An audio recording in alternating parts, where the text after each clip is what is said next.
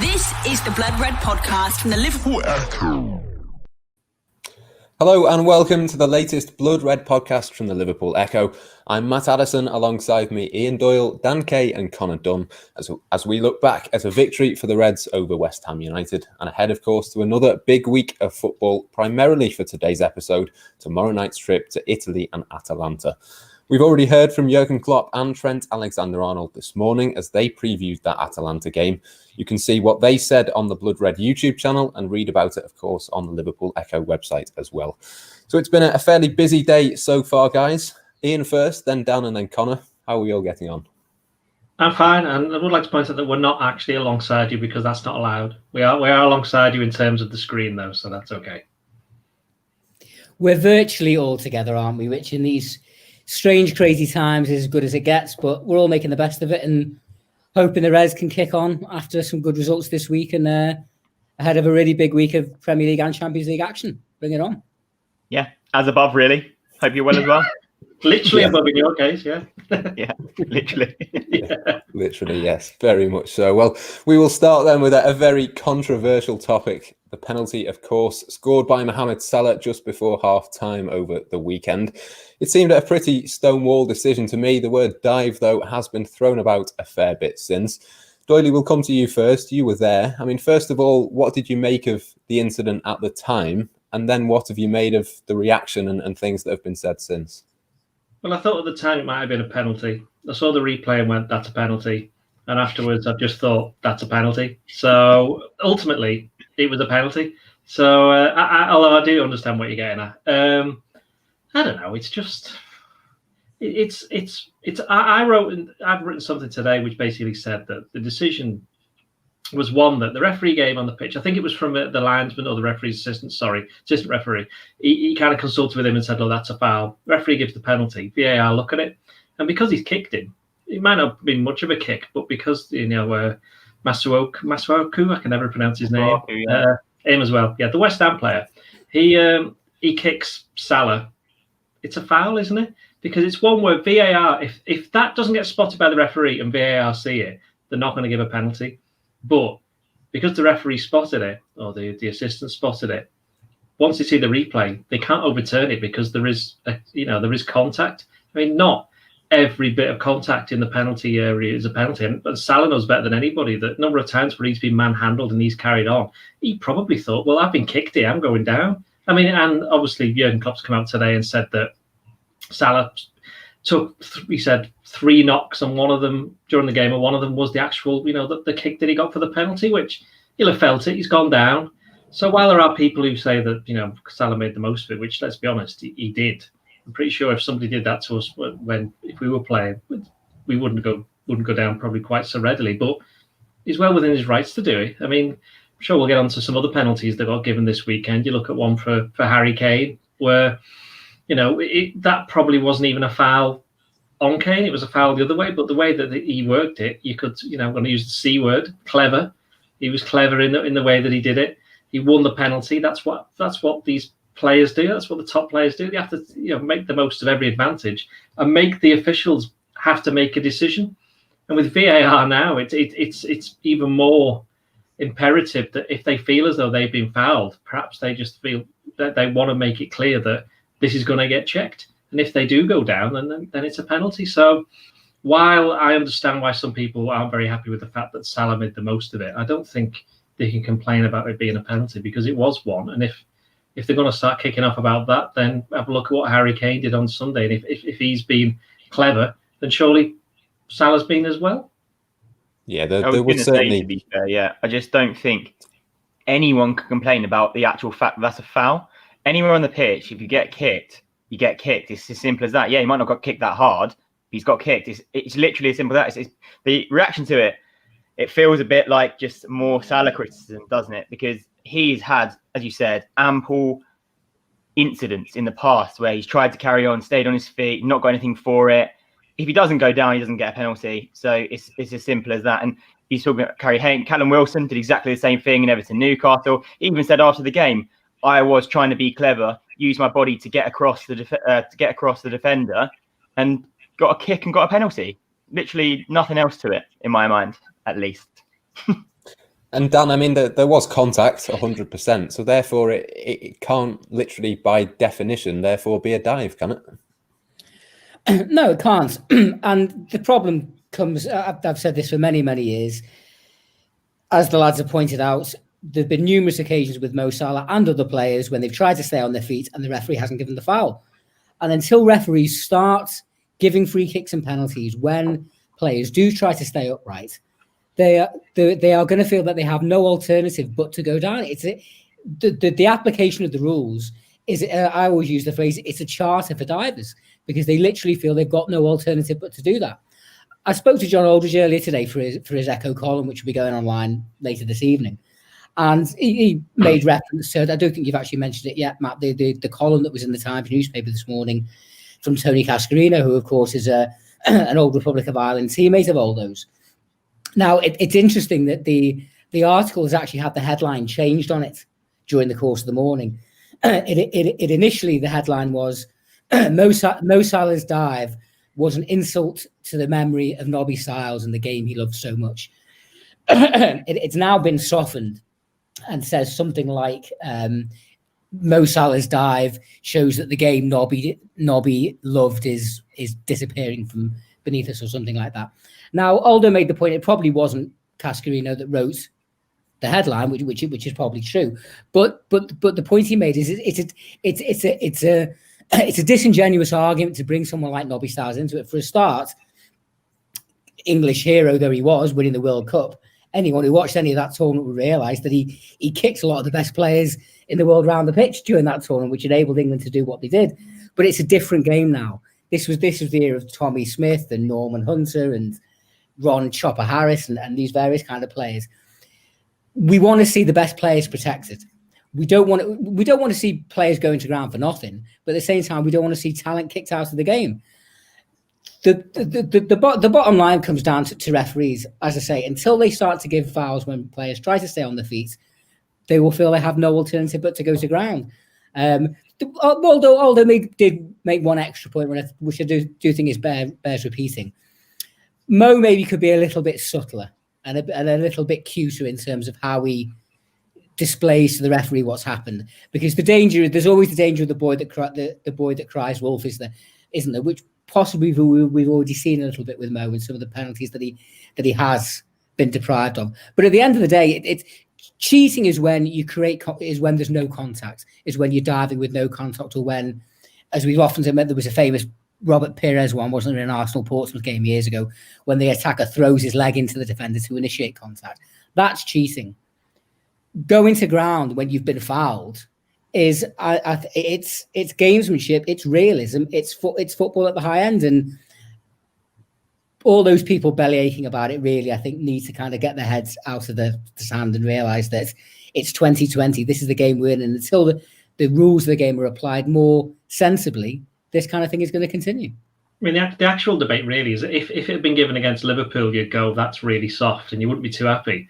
But you'd then be having a go at the defender for doing that challenge in the first place. So I think Masuaku is being, I wouldn't say lucky, but he's fortunate that not more people are talking about, well, why did you have to make that challenge where you did? He wasn't going anywhere. You invited that thing, and you did kick him. So it's a penalty. Yeah.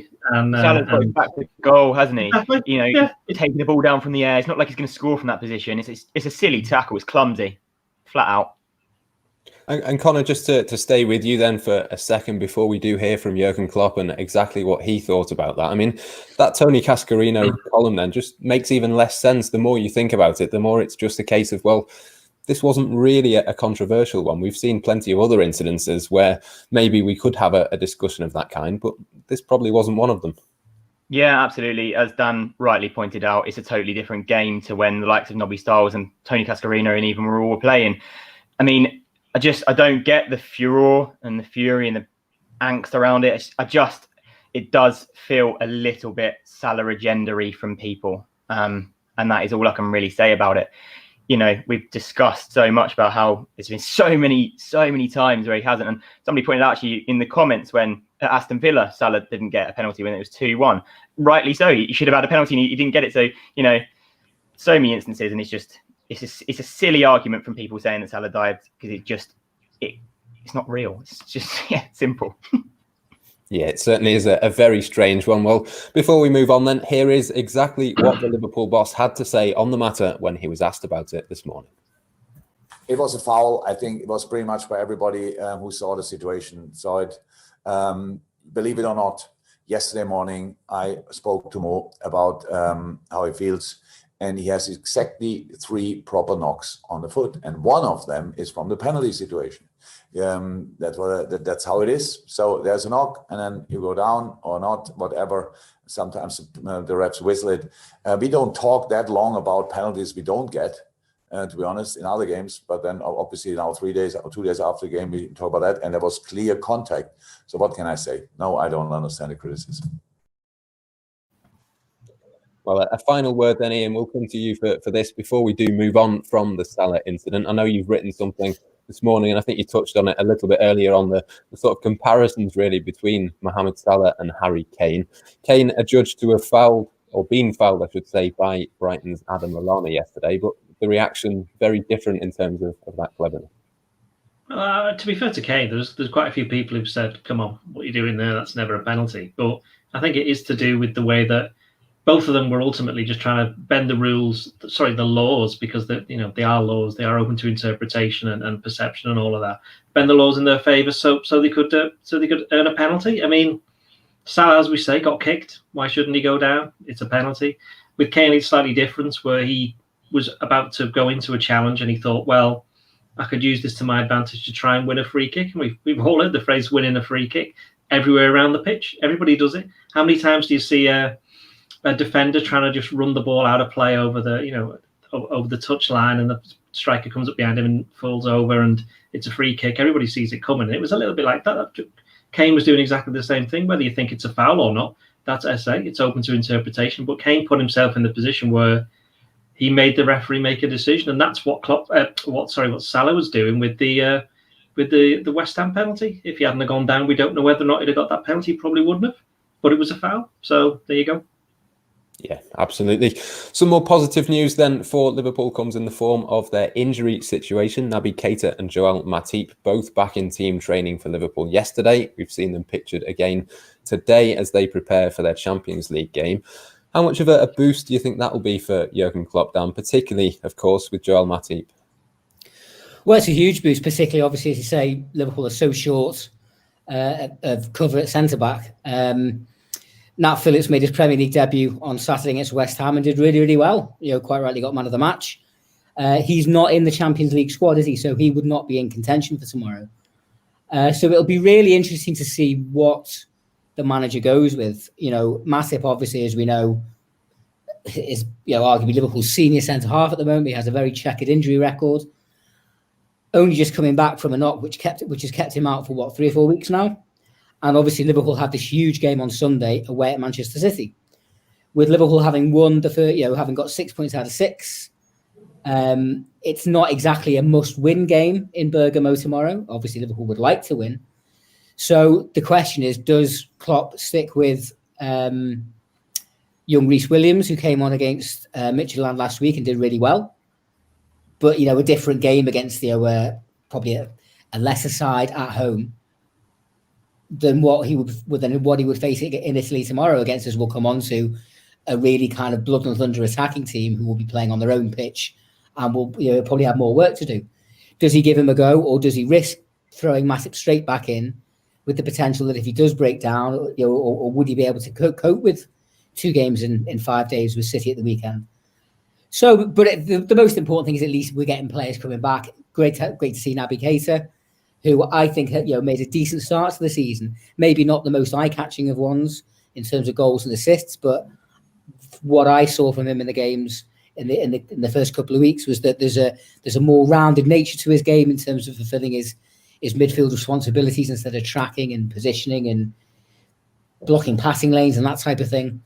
And it certainly can only be to Liverpool's advantage to have more options, because obviously Liverpool are still short of a couple of players. Jordan Henderson's only just coming back, and Thiago Alcantara, we're still waiting to see more than 1.5 games from him. Incredibly, he's not actually kicked a ball at Anfield yet, has he? Which maybe he's waiting for all the fans to get back there. Who knows? He might be awaiting a while. It's going to be there a while, yeah.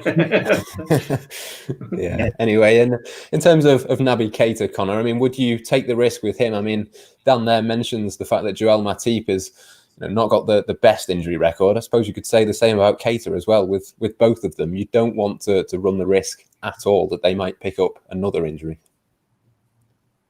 Yeah, obviously injuries are so personal, and it'll be how the players come through the injury and be developing. The fact they're in team training the last couple of days is massively positive, because there's no way that they'd both be in full training without being fit and without being ready, because there would just be no point, because that already is rushing them too far if they aren't ready to play. That said, I don't think I would play. We'll obviously come on to team selection a bit later, but I don't think I'd play either of them. The City game coming up at the weekend, I think Matip is going to be needed more there. I think with this Atalanta game, it's going to be more at the other ends of the pitch where it's won and lost. With the free scoring way they play, I don't think Matip or Reece Williams will make a big difference to how much Atalanta will be attacking Liverpool. You want Matip fit for City. Keita coming back after an injury, he's as Dan said, we spoke on this podcast that he's started this season really well. He kind of found like a bit of a different role. It wasn't the all-out attacking Keita we wanted to see, but he was pressing well and linking the play well, and it was good to see. And he obviously finished last season really well as well. It's obviously just frustrating injury record.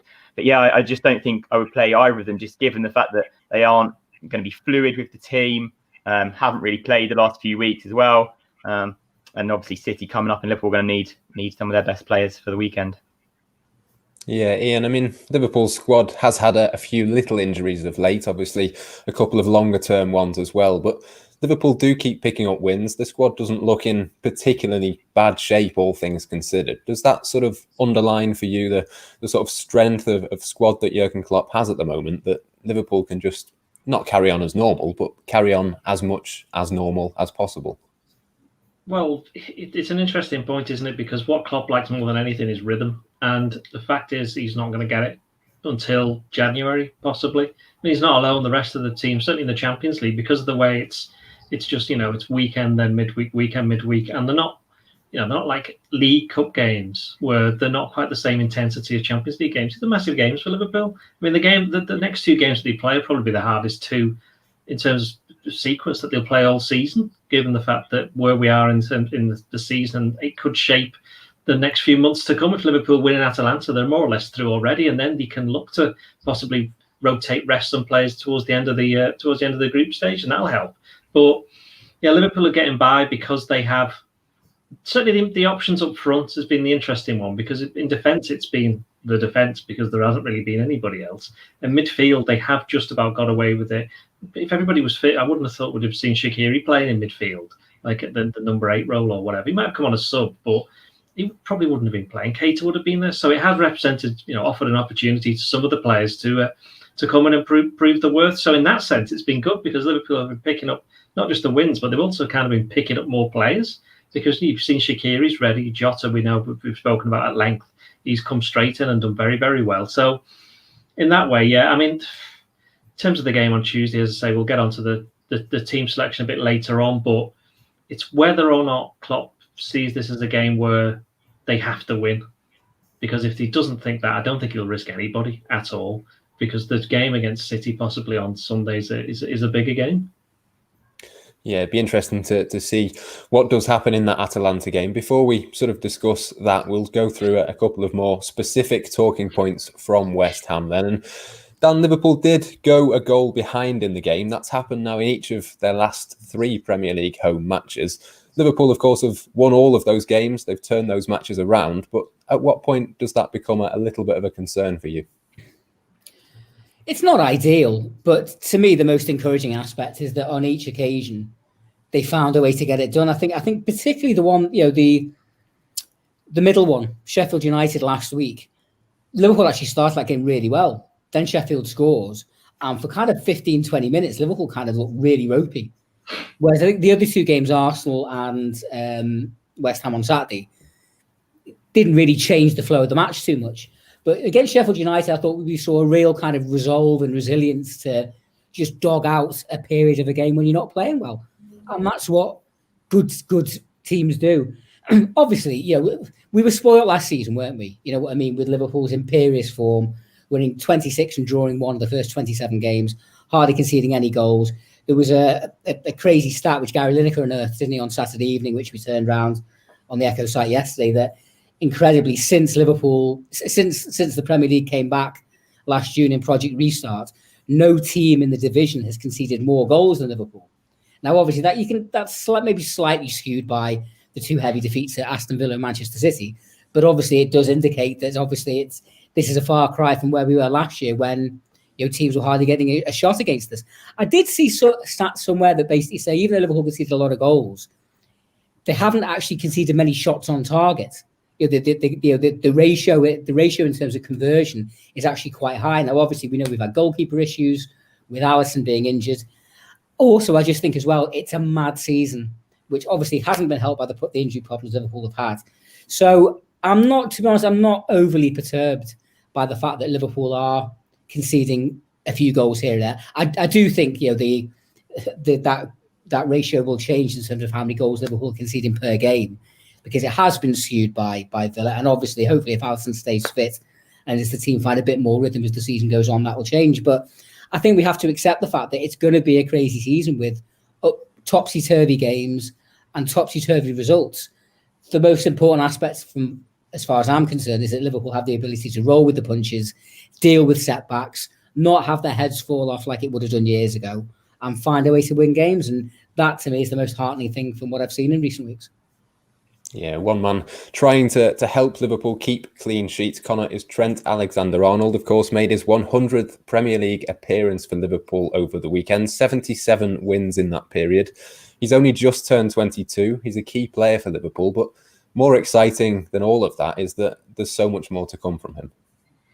Yeah, I reckon we could talk about Trent all day long. The quality he possesses is absolutely outrageous. For a 22-year-old, it was that pass against, was it Ajax in the Champions League, the crossfield pass to Robertson. It's been shared by Liverpool, it's been shared by all over the place. It's just a moment where you can just see the quality of the way he kicks the ball is unbelievable. And as you say, he's 22, he's only going to get better. The vision he has, the way he hits free kicks, the engine he has getting up and down that right wing. I know people talk about his defending, but he is not half bad at that either. I think some of that criticism is unjust. And yeah, it's just excellent. It was really nice to hear from Trent today as well. A few really nice things he said in the press conference when he joined Jurgen Klopp, and he was saying about, he dreamed of getting to Melwood, seeing the players' cars drive past his house on Queen's Drive and wanting to get to that stage, going to Anfield. It's just, so nice to have somebody like that who is the heart and soul of the Liverpool team. And Klopp wants a team full of Scousers, and he's slowly getting it. But Trent is obviously that's such a key player, and he will be for many, many years to come. Yeah, 100 Premier League appearances for Trent, Ian. A first one for Nat Phillips. Albeit West Ham's Sebastian Haller is probably the worst 45 million striker in the world at the moment. He actually did really, really well. Yeah, Haller has to be the softest big man I think I've ever seen. He was just like, every time he went near him, he just wasn't really challenging that much. But yeah, Nat Phillips did very well. Interesting, isn't it? Because I think I saw a stat earlier today that Liverpool have lost more aerial duels won fewer aerial duels than anyone else in the Premier League. And what can Nat Phillips do better than anything else in his game? He can head it. And what Klopp said after the game was interesting. He said he's a player who knows what he can do, which is another way of saying his limitations. He just got in the right positions, got back, got blocks in, headed it away all day long, all evening long, I should say, and put in a few good passes as well when he grew with a bit of confidence. So he can be very happy with the way that he played. But yeah, I think long term, he's going to have more tougher tests than Haller, who was, if we're being perfectly honest, pretty dreadful. And Fornals, I know he scored for West Ham, but I think they had one break in the first half where it soon became apparent that he can't run, which is a bit of a blow for him when he's on there attempting a lightning counter attack. So, I mean, in that sense, I was a little bit, okay, I know we're talking about the game here, but I was a little bit disappointed in West Ham. I thought they would have had a bit more of a go because they did. I like Bowen, the striker that they've got, and I thought they might have used him a little bit more. But you could argue that Liverpool made them play that way, but by the fact that they picked a team that was very strong in an attacking sense. It was good to see Curtis Jones make only his second Premier League start. I know one or two people were saying, well, he didn't do enough in terms of passing the ball through the middle. It's like, well, hang on, that's literally his second ever start in the Premier League. Liverpool paid 50 odd million to get Keita in to do that. They paid nearly just 20 million to get Thiago to come in, who by the way is like clearly one of the best players in the world in his position. So I think for what Jones did, I thought he played particularly well. He did what he had to do, and overall I think there were some positives to take from that game against West Ham.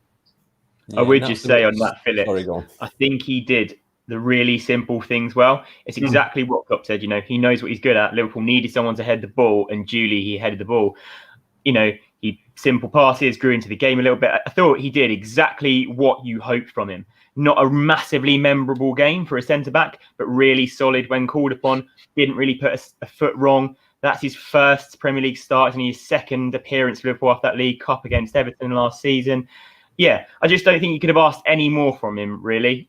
It's obviously a shame he's not in the Champions League squad, because I think he would have been well in contention for this game after that performance, and especially talking about Klopp's, wish for fluidity and continuity, should I say.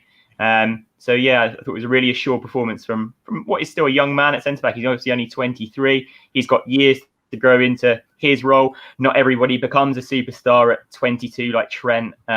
You think of Van Dijk and Salah and all now, 27, 28. So Phillips has got a few years, and I know obviously Liverpool were looking to move him on this summer, but looks like he could be a pretty good option now given the state of injuries at the back. Yeah, it's probably a good job, Dan, that he did well when he came in, because probably at some point between now and January, Liverpool are going to have to use him again in the Premier League. Well, almost certainly. I mean, we talked about Joel Matip's checkered injury record. Joe Gomez has also had his injury problems. His tend to have been more contact injuries than muscle injuries, but just the nature of playing as a defender, and also as well the nature of this season with all these games back to back. Liverpool were pretty much down to the bare bones. As has been discussed, there are kind of like workarounds that they can look at. Whether obviously Fabinho was one. Jordan Henderson played that one game against Monterrey in the World Club Championship last year. Gini Wijnaldum played that one game bizarrely as part of a back three at Brighton in December 2017, I think. Yeah. But I think ideally, if possible, you want centre backs at centre back, and it would help. It's football and life is littered with these kind of almost sliding doors moments where Phillips went on loan to Stuttgart last year, didn't he? Bombed back to help knock Everton out of the FA Cup, and then went back to Germany. And it seemed like he was going to be moving on in the summer. For the variety of reasons, he didn't. And who knows? If he comes in and kind of, I think Liverpool have played it quite smart as well by naming Reece Williams in the Champions League and him in the Premier League, in terms of almost kind of like a horses for courses type approach, having to manage everything in this kind of very unusual circumstance with so many games compressed into a short space of time. But if the other thing I really liked about Saturday is I think one of Klopp's post-match interviews, he said that Phillips reminded him a little bit of Klopp himself as a player, and that he wasn't the easiest on the eye. He's not really much of a one for the aesthetic. Those who like their aesthetic central defenders like Alan Hansen gliding silkily away from players. But as Connor pointed out, he did what he needed to do. He got the basics right. And at a time like this, when it's such a weird season and it's just a case of just trying to grab every point in every performance that you can, Liverpool need players that know their jobs and will have this tunnel vision in terms of how to accomplish them correctly. And I thought Phillips gave a great example of that on Saturday. And I think he deserves more chances, and I'm sure he'll get them. I think Diogo Jota is another one, Ian, who's worth a mention. Obviously came off the bench, scored the winner. Both Klopp and Trent were asked about him this morning, and both of them, I think, made the point that in the past we've seen players come to Liverpool and take time to adapt, but Diogo Jota just looks like a Liverpool player pretty much instantly. Well, as Klopp said, it helps that he's come from Wolves. Wolves, while they don't play the same, tactically the same, in terms of formation game as Liverpool, they've got that same intensity, that same pressure. They have, that's why Liverpool's games against Wolves in the last couple of years when they played them have been very close affairs, because in that sense they're very closely matched. That's how he came to the attention of Jurgen Klopp, because of his performances in several of those games. So it seems, and obviously we've not had a chance to speak to him yet, but from what we've seen in terms of the clips with the official website and interviews after the game, seems like a nice lad. The other players speak highly of him, and if you can't settle in a Liverpool squad that's run by Jurgen Klopp and has going into the season as Premier League champions and has won, lots of other trophies, then you're never going to have a better chance of settling in a squad, because we've spoken for years and years about the whole team spirit, the family ethos that they've got, not just in terms of the team, but Melwood and everywhere else at the academy, and that's just helped them. But in terms of actually on the pitch, the reason that he's hit the ground running is because he's been used. He's been used, I would say, quite sparingly. He's not started many matches. There's been no pressure on him. No one's been talking about the fact he cost £41 million. I think he's the fourth most expensive player in Liverpool's history.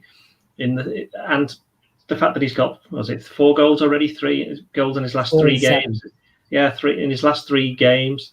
And they're important goals as well. They're not just like goals just to make it 5-0 or whatever. It was the Arsenal game was, that settled the game at the end.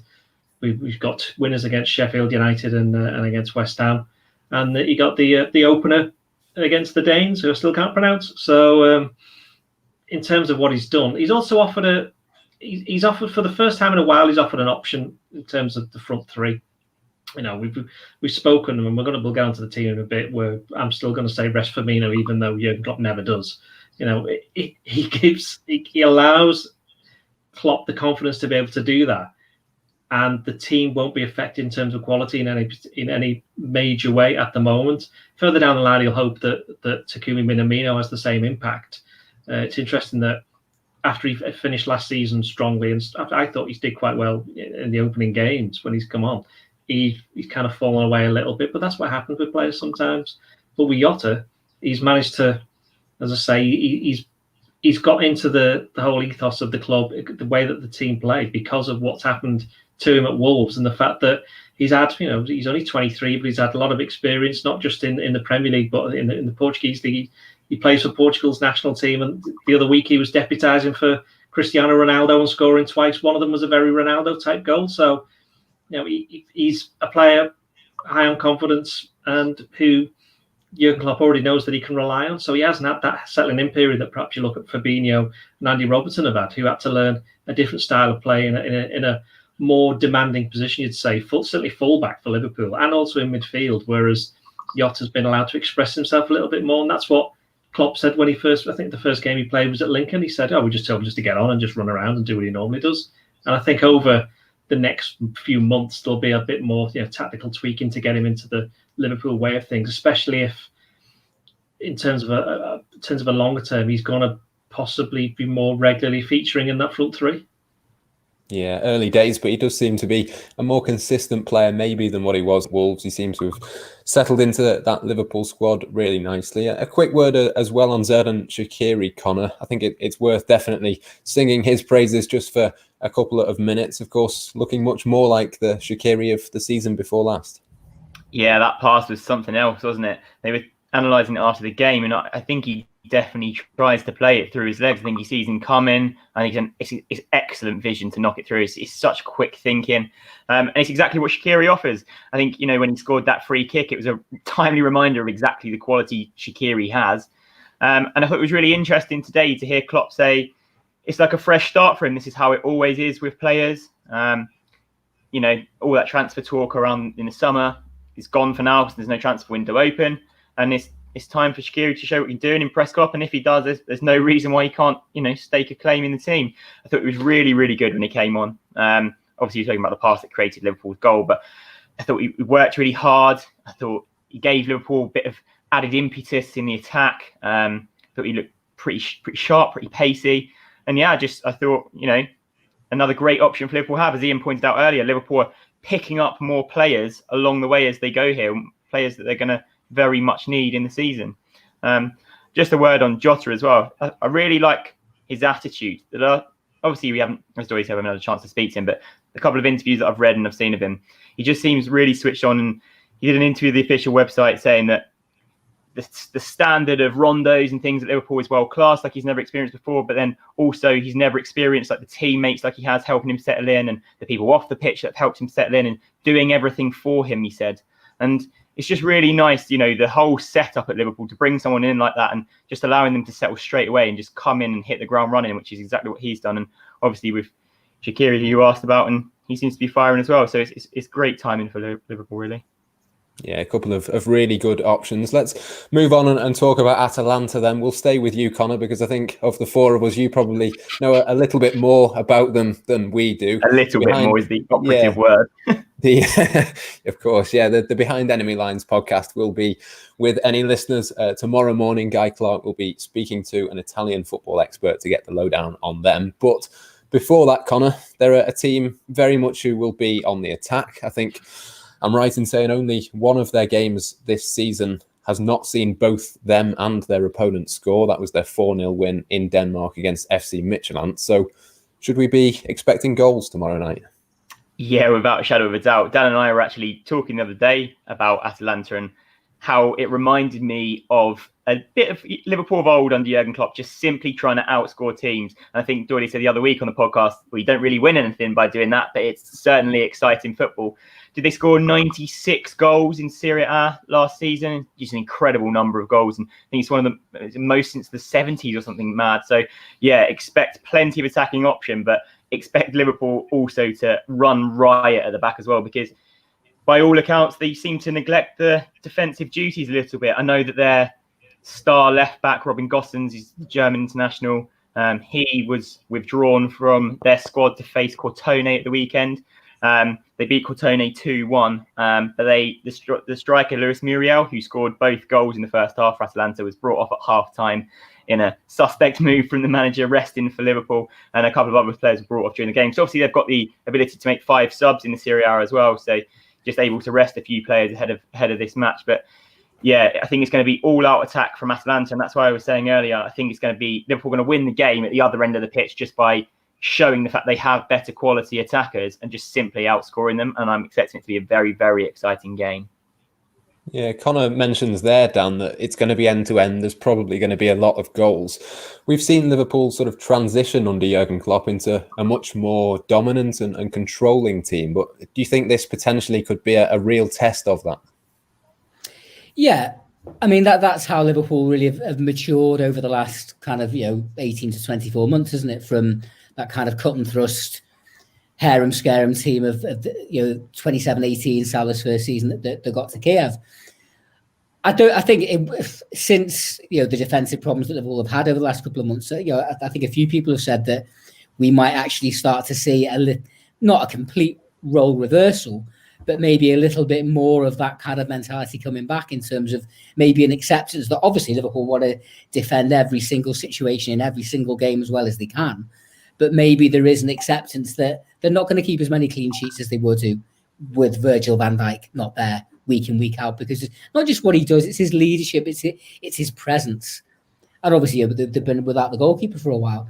So I think, that this is where, I think the emergence of the likes of Jota and Shaqiri, as well as others like Keita and Minamino and Curtis Jones and others from the squad, will be so important, because Liverpool are not going to be watertight all season, but we've still got the most feared front three in Europe, if not the world, even if maybe they're not all firing absolutely on all cylinders at the moment. And Liverpool are absolutely an attacking force to be reckoned with. And maybe what's happened over the last few weeks is a reminder to Klopp and his players that this is an area that they can't afford to neglect. Obviously, you've got to attack as a team and defend as a team. One of the reasons Ian Rush was so loved years ago was because, as well as scoring all those goals, he was the first line of defence in terms of chasing defenders down and putting pressure on them. And we know that that's something that Jurgen Klopp wants from his players as well. But that's why to revert back to your previous question to me just before about, is it a concern that the last 3 home games they've gone behind? Well, one of the reasons is because even if you wouldn't say in any of those games they've been probably anything more than a 7 or 8 out of 10, that's being generous, nowhere near their absolute best, they still, when they click into gear, can cause any team problems in their attacking third. And they found a way to score goals, create chances. And it's easy to forget because we're quite early in it, because we're in November now. But it's still really early in the season. You know what I mean? And I think the calendar slightly skews that reality a little bit for them. So for us rather. So the fact that Liverpool are finding ways to score goals, I think will bode well, and I think they will need it tomorrow, because I can't say I know an awful lot about Atalanta. I just happened to notice that I remember that they were in Man City's group last season. I just happened to look at the results. They got battered 5-1 at the Etihad. But I do remember that they took points off City in the game in Italy, which was actually played in the San Siro in Milan because Atalanta's ground's too small. Obviously, they are going to play their own ground tomorrow. The thing I found quite curious is that it's the exact same midweek as it was last year. I seem to remember, I think Fernandinho or Kyle Walker or someone got injured in the game. Excuse me, got a frog in my throat. But basically, Atalanta played City the week before City played Liverpool. So there's a funny little parallel that Liverpool going into obviously a big game at the Etihad, just as City were against us this time last year. But I fancy us to get a better scoreline than 1-1. Didn't Kyle Walker go and goal in that game? I think that was it. Yeah, that's right. Oh, yeah, maybe yeah. Edison was sent off. Sent off because he came out and did he handle it or do something stupid? So. Yeah. Yeah. I don't want to see Andy Robertson in goal. Yes, no. Before we do go and finish, then we will pick our teams. I'm sure, Ian, we will come to you first. Andy Robertson will not be your goalkeeper, but I'm assuming he will be part of your back line. And probably I can pick certainly 4 out of the 5 players that you would select for that back 5. I don't know, I don't know. It depends how fit Tsimikas is. I suppose it's a bit of a big shout putting him straight in there, but the fact that there's 5 subs kind of, not saying it makes the starting 11 pointless, because clearly there's a massive point, but it's not quite as important as it was. You've seen what Jurgen Klopp's been doing with his midfield. Jordan Henderson's been come on for one half and got subbed at half time the last game. So, okay, I'll stick with Robertson at left back. Kelleher in goal, obviously. Alisson in goal. Trent at right back. Gomez and I don't know actually. It depends. If Matip's fit, he's going to have to play because he needs the minutes if he's going to play against Man City. But again, they could just sub him at half time if they just want to get 45 minutes in him. So I'll do that. I'll start with Matip. With Williams to come on at half time. Yeah, I'm completely with you. I'm not sure which way round it'll be, but I think we'll probably see 45 minutes each for the pair of them. Connor, do you go along with that? Yeah, I agree, but I'd start Reece Williams in the hope that Liverpool get a couple of goals and are in a more comfortable position to bring Matip on. Couple of goals up at half-time, bring Matip on to an easier game where Liverpool are a bit more settled. I love your confidence. Thank you. I think I'd go with Connor on that, actually. That makes sense to me. Williams to start, Matip to come on. The other 4, the back 5, the same. And your midfield, Dan, are you going to go with a 2 as we've seen, or are you going to go with that 3 that we have seen for Liverpool for the majority of the last couple of seasons? Well, I think I'd go with the 3. Henderson, Wijnaldum, and I'm going to throw Naby Keita in. I do think the 5 subs is a game changer at a time like this, particularly being able to give players within your squad the kind of minutes and make the kind of going into games with the kind of preconceived tactical ideas that you wouldn't be able to with 3. And it's interesting that a few of the Premier League managers, including Klopp, have talked about what a mistake really it is for that not to be adopted in the Premier League at the moment, and that's a discussion for another podcast, I guess. But on that basis, on the basis that he needs minutes in his legs, and that Curtis started on Saturday against West Ham, I'd throw Naby in, even if he's only going to get 45. Yeah, I'm going to go with Keita as well, Ian. I think this could be a bit of a chaotic game, and it could be one that suits him. But are you going to go along with that, or are you going to pick somebody else in there? Well, I think it's a bit like rugby union when they go on their tours to the British Lions. And they have a midweek team. James Milner's in my midweek team, so he's playing. I think Henderson and Wijnaldum, one of them will start, one of them will replace the other one at half time. I think I'll start with Henderson this time. In terms of the third midfield slot, Milner wasn't training today, though, was he? No, but he was there. Was he? Was there. I'm not sure what he was doing. Maybe he was watching. But I would imagine he would be travelling. I hope he is, because I've just put him in the team. But I think I'd go with Curtis Jones again. As I said before, I was quite, while he wasn't absolutely magnificent against Who did he play? West Ham, that's the one. Against West Ham. I think he got the minutes against Ajax, didn't he? He played for was it the first half he played against Ajax and got subbed? I think that's right, because that's when Henderson came on then, yeah. I think he just probably deserves to start one of these games along, with Henderson and with Milner a bit more. I just think that he would benefit from it. Just keeps him ticking on, because as we've said before with a number of other players, like Nat Phillips. And by the way, is it Nat or Nate? Nat. I was just assumed it was Nat, but Jurgen seems to think it's Nate, and he got asked a question today. Where he called Nate. Yeah, but he called him Nate. So I don't know. Anyway, put Jones in.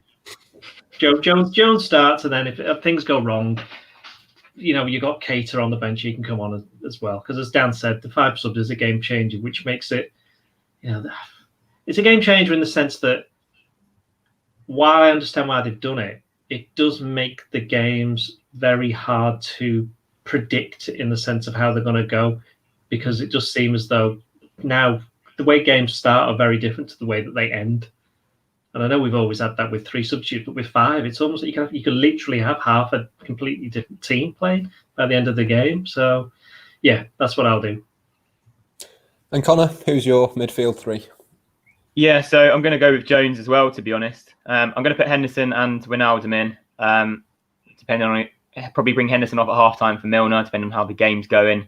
I don't think he'll probably play much more than 45, just because if he's only just returning from injury, big game at the weekend, etc. But yeah, as Willie said, I like Jones against West Ham. I think Jones has played well. He's so young, so inexperienced, and this sort of game, if it's open, and the clock just goes to him, go and play, go and be yourself, take shots, and it might just be one of those games that just really opens up for him and be a really good game for him to come and play between the lines and do the things we know he can do so well, and obviously not short of confidence himself. The other thing about Curtis Jones that I think we possibly overlook is that he's played in the UEFA Youth League quite a lot in the last couple of years. Last season he was probably the best player in the entire tournament, and that's what some of the opposing managers, I think it was the Napoli manager, said that about Curtis Jones. So he's okay. It's not quite the same, but there's no fans there. He's played in Italy probably more times than some of the Liverpool players have. So. I don't think it's going to be a problem for him in that sense. As Connor said, it'd be good to see how he matches up against a different type of midfield. Yeah, I'm sure we'll see him at some point. I'm going to go with Keita, Henderson and Wijnaldum from the start. I'm going to go with the usual front 3 as well. I'm going to leave Diogo Jota out, as good as he was over the weekend. Connor, how are you going to sort of set up in that front line? Are you going to find a way to squeeze him in? I really like Jota out on the left, and I think Sadio Mane can definitely play down the middle. I think he's quick. I think he gives Liverpool a totally different option, and it's a way to get Jota in and just getting Firmino out of the spotlight a little bit, just giving him a rest. He'll be good against City. He'll be back and ready. So Jota it is for me. Yeah, I think this could be a game that suits Firmino, so I'm going to keep him in. Dan, but who are you going to go for? There's no one that loves Bobby Firmino more than me, and I'll fight anyone that says that they do. But I'm with Connor. I think it's time to take Bobby out of the limelight, give Jota a go from the start, and to be honest, I think if it worked, I would be almost inclined to possibly keep him in at City. Certainly keep an open mind on that. I'm absolutely not saying Bobby's finished. I still think he's got a huge role to play for us this season, but I think he's just hit one of these kind of like little plateau points that all great players have in a career, where they just have to slightly take a little bit of a step back and maybe look at a few things here and there, how they go about things, maybe slightly reinvent themselves. And I think now is the time. So yeah, Diogo Jota is in for me. And Doyle, is Diogo Jota in for you? He's in, but then so's Minamino. I think that, again, the game on Sunday, such a big game for Liverpool. This is one that this is the least important of the two. And as we've said before, with the 5 subs, if things aren't going to plan, they can bring on some of the other players. So I'd go Jota on the left. Is it Jota or Jota? This is like Jota. a nice... Jota. It is Jota. We say Jota. Same as Jose Mourinho. That's right, because it's Portuguese, Portuguese, isn't it? That's right, yeah. So Diogo. And then through the middle, put Minamino, who wasn't particularly great last week, but as I've said before, he deserves another go, I think. And Salah on the right. Interesting stuff then. Very, very quickly before we do finish, we'll go around and take score predictions from you all. It's a mad one to try and predict. I think I'm going to go for 2 each. I think Liverpool have lost the last 3 trips to Italy, so a little bit of an improvement on that. Doyle will come to you, then we'll do Connor, and then we'll go for Dan. Very quickly, your score predictions. 3-2 to Atalanta. 3-2 to Liverpool. And finally, 3-1 Liverpool. 3-1 Liverpool. Interesting stuff. Well, that is all we've got time for on today's Blood Red podcast. We will see which of us gets closest in our prediction, and hopefully Liverpool can take another step towards the Champions League knockout stages. For now, though, from myself, Matt Addison, from Ian Doyle, from Connor Dunn, and from Dan Kay, that's all we've got time for, and we'll see you next time on the Blood Red channel.